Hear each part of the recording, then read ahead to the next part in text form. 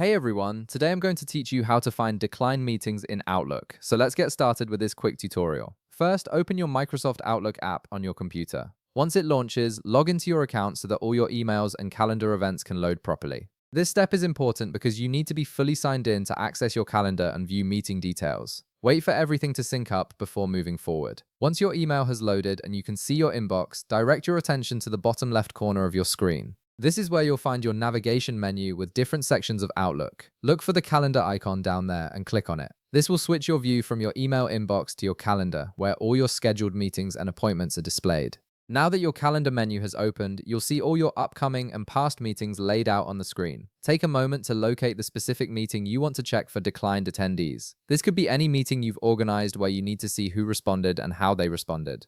Once you find it, double-click on that meeting. This action will open up the full appointment window, giving you access to all the detailed information about that particular meeting. In the appointment window that appears, look at the top part of your screen where you'll see several tabs.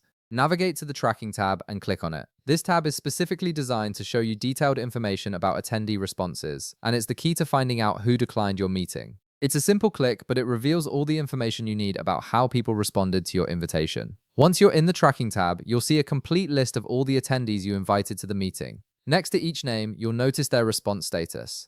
This is where you can clearly identify who accepted, who tentatively accepted, and most importantly for this tutorial, who declined the meeting request. Anyone who declined will have a declined status displayed right next to their name, making it easy to see at a glance who won't be attending. And that's it, you've now found the declined meetings and can see exactly which attendees won't be joining. This information helps you plan better and follow up with people if needed. If this video helped you out, be sure to leave a like, subscribe, and I'll see you in the next one.